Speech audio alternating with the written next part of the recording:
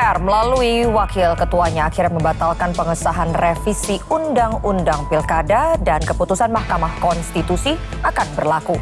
Hal ini tak lepas dari aksi berbagai lapisan masyarakat yang suarakan penolakan pengesahan revisi UU Pilkada di depan DPR kemarin.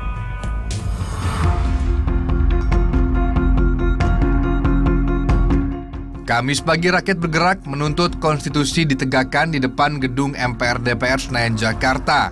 Ribuan orang dari berbagai golongan suarakan tolak revisi Undang-Undang Pilkada. Wakil Ketua Dewan Perwakilan Rakyat Sufmi Dasko Ahmad menyatakan pengesahan revisi Undang-Undang Pemilihan Kepala Daerah dibatalkan. Rencananya DPR akan mengesahkan revisi Undang-Undang Pilkada dalam sidang paripurna pada Kamis pagi. Namun agenda ini batal karena jumlah anggota DPR yang menghadiri sidang tidak memenuhi quorum. Pada hari ini revisi Undang-Undang Pilkada batal dilaksanakannya. Karena kita patuh dan taat dan tunduk kepada aturan yang berlaku, bahwa pada saat pendaftaran nanti karena RUU Pilkada belum disahkan menjadi undang-undang, maka yang berlaku adalah hasil keputusan Mahkamah Konstitusi Judicial Review yang diajukan oleh Partai Buruh dan Partai Gelora. Dasko juga memastikan DPR tidak akan menggelar rapat paripurna pengesahan revisi Undang-Undang Pilkada diam-diam pada Kamis malam tadi. Walau begitu, terkait keputusan MK mana yang akan dimasukkan ke PKPU sepenuhnya ditangani Komisi Pemilihan Umum. Ya kan kalau revisi Undang-Undang Pilkadanya batal berarti semua poin kan dibatalkan. Nah, bahwa kemudian pelaksanaan dari hasil keputusan MK nomor 60 dan 70, nah itu PKPU-nya yang akan mengatur, itu adalah kewenangan dari KPU. Kita nggak pernah diam-diam loh. Di balik itu kemarin itu terbuka live.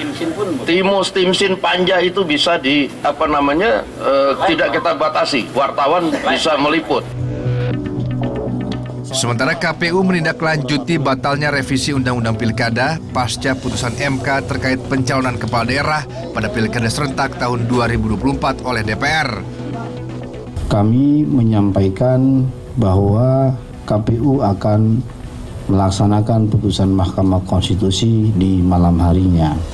Kemudian kami juga sudah menyiapkan adaptasi atau mengambil substansi putusan yang kemudian kami normakan dalam draft PKPU yang kami kirimkan ke Komisi 2 atau DPR.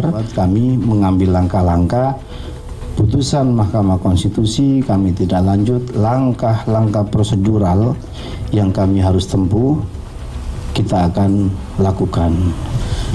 KPU juga sudah berkoordinasi dengan Kementerian Hukum dan HAM ya, betul ya? Dalam rangka persiapan rapat harmonisasi, karena setelah rapat konsultasi atau rapat dengar pendapat di Komisi 2 DPR RI itu harus segera ditindaklanjuti dengan rapat harmonisasi, karena memang proses pengundangan harus terlebih dahulu dilalui dengan rapat harmonisasi peraturan perundang-undangan. Mudah-mudahan nanti semuanya dapat berjalan dengan lancar. Sementara pakar hukum tata negara nyatakan keputusan MK tidak mungkin gugur. Walaupun ada undang-undang yang baru, KPU juga harus ikuti keputusan MK. Menurut saya tetap KPU harus berkiblat pada putusan MK. Karena putusan MK itu yang benar secara konstitusional. KPU itu kan bahkan dalam sumpah jabatannya, dia berjanji akan mematuhi konstitusi. Bukan mematuhi DPR loh. Ya, kalau baca aja undang-undang, mematuhi konstitusi.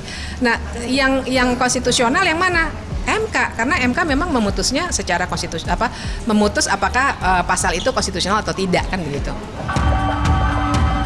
Sesuai dengan sumpah jabatan, KPU memang harus mematuhi konstitusi yang dimana harus mematuhi Mahkamah Konstitusi. Dita Prana, Agung Maulana melaporkan untuk NET.